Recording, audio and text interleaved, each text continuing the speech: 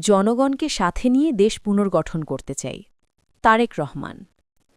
বিএনপির চেয়ারম্যান তারেক রহমান বলেছেন, আমরা দেশকে সামনের দিকে এগিয়ে নিয়ে যেতে চাই। আমরা আন্দোলন করেছি, সংগ্রাম করেছি, জনগণকে সাথে নিয়ে দেশকে পুনর্গঠন করতে চাই। আমরা এখন দেশকে খাদ্যে স্বাবলম্বী করে তুলতে চাই। আমাদের বেকারদের কর্মসংস্থানের ব্যবস্থা করতে চাই।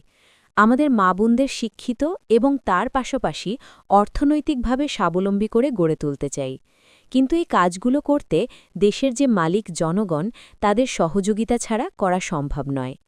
আজ শনিবার দুপুর ১২টায় ঠাকুরগাঁও সরকারি বালক উচ্চ বিদ্যালয় বড় মাঠে আয়োজিত বিএনপির নির্বাচনী জনসভায় দেওয়া প্রধান অতিথির বক্তব্যে তিনি এসব কথা বলেন।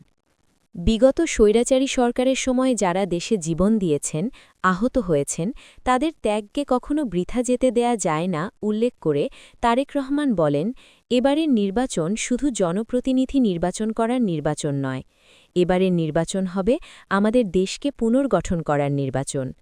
গত এক যুগ ধরে বাংলাদেশের মানুষ যেমন তাদের রাজনৈতিক অধিকারকে প্রয়োগ করতে পারে নাই, তারা কথা বলার স্বাধীনতা পায় নাই, একইভাবে অর্থনৈতিকভাবে প্রতিষ্ঠিত হওয়ার অধিকার থেকেও অনেক পিছিয়ে গিয়েছে। দেশে সঠিক পরিমাণে আমাদের তরুণ যুবকদের যে কর্মসংস্থান হওয়ার কথা ছিল, সে ব্যবস্থা হয়নি। নারীদের যেভাবে মূল্যায়ন করার কথা ছিল, সেটি হয়নি। দেশের কৃষকদের যে সহযোগিতা করার কথা ছিল, সে কাজটিও করেনি বিগত স্বৈরাচার সরকার।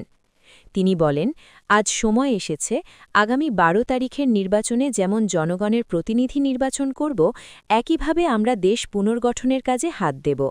দেশের মোট জনসংখ্যার অর্ধেক হচ্ছে নারী। এই নারীকে যদি আমরা আমাদের কর্মের সাথে সম্পৃক্ত করতে না পারি, তাহলে কোনোভাবেই দেশ এগিয়ে নিয়ে যাওয়া সম্ভব না। আপনারা দেখেছেন, দেশনেত্রী খালেদা জিয়া যখন দেশ পরিচালনার দায়িত্বে ছিলেন, তখন তিনি নারীদের উচ্চশিক্ষা বিনামূল্যে করে দিয়েছিলেন।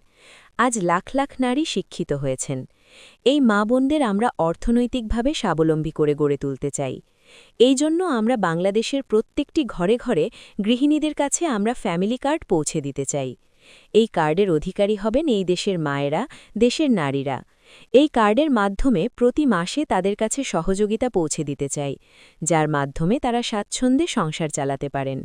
একই সাথে আমরা আমাদের কৃষক ভাইদের কাছে কৃষি কার্ড নামে একটি কার্ড পৌঁছে দিতে চাই, যার মাধ্যমে তারা সহজে ঋণ পাবে, সার, বীজ, কীটনাশক, ফসলের বীজ পাবে। শুধু তাই নয়, সারা বাংলাদেশে কৃষকদের ১০,০০০ টাকা পর্যন্ত যে কৃষি ঋণ আছে, তা আমরা মওকুফ করতে চাই। সেই সাথে বিভিন্ন এনজিওর ক্ষুদ্র ঋণও আমরা পরিশোধ করতে চাই। তারেক রহমান বলেন, ঠাকুরগাঁও, দিনাজপুর, পঞ্চগড় যেহেতু কৃষিপ্রধান এলাকা, তাই আমরা চাই এই এলাকার মানুষ যাতে স্বাবলম্বী হতে পারে। যেজন্য কৃষকদের সাহায্য সহযোগিতার পাশাপাশি কৃষিভিত্তিক যত শিল্প আছে, সব শিল্প এই এলাকার মধ্যে গড়ে তুলতে চাই, যাতে করে এই এলাকার মানুষের কর্মসংস্থান হয়। শুধু তাই নয়, এই এলাকার বহু তরুণ যুবক আছে যাদের কাছে শিক্ষার আলো আছে, তাই আমরা ঠিক করেছি তাদের বিভিন্ন বিষয়ে প্রশিক্ষণ দিয়ে দক্ষ করে গড়ে তুলতে, যাতে করে তারা দেশে বিদেশে কর্মসংস্থানের ব্যবস্থা করতে পারে। এ সময় উপস্থিত জনগণের কাছে ধানের শীষে ভোট চেয়ে তিনি বলেন, আপনাদের সমর্থন পেলে আমরা আমাদের পরিকল্পনাসমূহ বাস্তবায়ন করতে পারব। এলাকার মানুষের বিভিন্ন দাবি উল্লেখ করে তা পূরণের প্রতিশ্রুতি দেন তিনি। সমাবেশে ঠাকুরগাঁও, পঞ্চগড় এলাকার বিভিন্ন আসনে বিএনপির প্রার্থীদের সাথে নিয়ে উপস্থিত জনতার কাছে ধানের শীষে ভোট চান তারেক রহমান। ঠাকুরগাঁও জেলা বিএনপির সভাপতি মির্জা ফয়সল আমিনের সভাপতিত্বে অনুষ্ঠিত সমাবেশে বিএনপি মহাসচিব মির্জা ফখরুল ইসলাম আলমগীর সহ বিভিন্ন স্তরের নেতাকর্মীরা উপস্থিত ছিলেন।